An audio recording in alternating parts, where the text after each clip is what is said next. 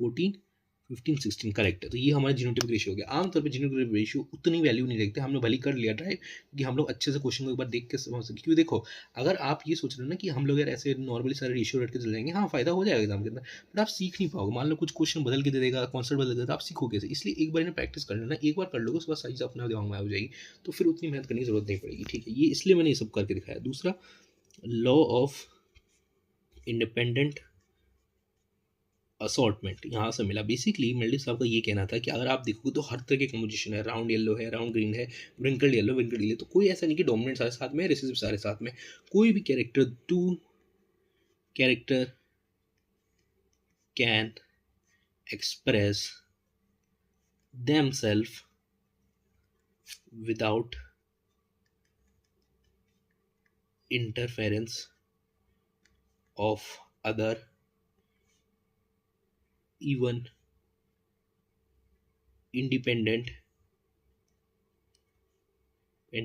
can give any allele।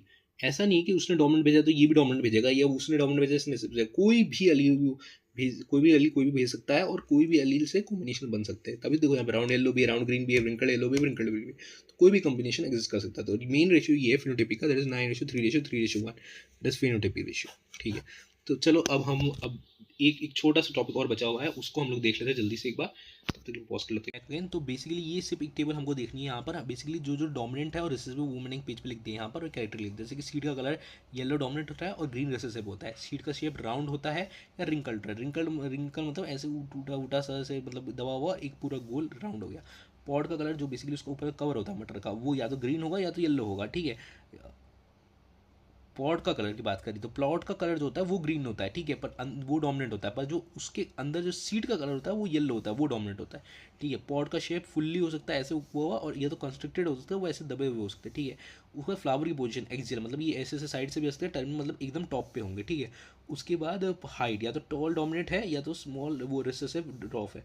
ठीक है, flower colour violet है या तो वाइट है। अच्छा, इनमें से जो ये कैरेक्टर है that is yellow, pot sheet colour के अंदर येलो जो है वो डोमिनेंट है, ग्रीन जो है रिसेसिव है। जो शीट का शेप है वो राउंड डोमिनेंट है, व्रिंकल्ड रिसेसिव है। पॉट का कलर ग्रीन डोमिनेंट है, येलो रिसेसिव है। पॉट का शेप जो है वो फुल्ली एकदम डोमिनेंट है और कंस्ट्रक्टेड रिसेसिव है। फ्लावर का पोजीशन एक्सियल डोमिनेंट है, टर्मिनल रिसेसिव है। हाइट टॉल डोमिनेंट है और ड्रॉप रिसेसिव है। फ्लावर का कलर वायलेट डोमिनेंट है और वाइट रिसेसिव है। तो बेसिकली यही हमको इस टेबल में दिखना था। तो इस वीडियो के लिए बस इतना ही। तो मिलते हैं नेक्स्ट वीडियो के लिए। अब बेसिकली ये देखो टेबल आपको याद करनी पड़ेगी, और दूसरा आपको क्रॉस अपने हाथ से बना के देखना पड़ेगा। अब बस एक छोटा सा पार्ट बच चुका है, उसके बाद चैप्टर खत्म। तो मिलते हैं नेक्स्ट वीडियो, तब तक के लिए बाय।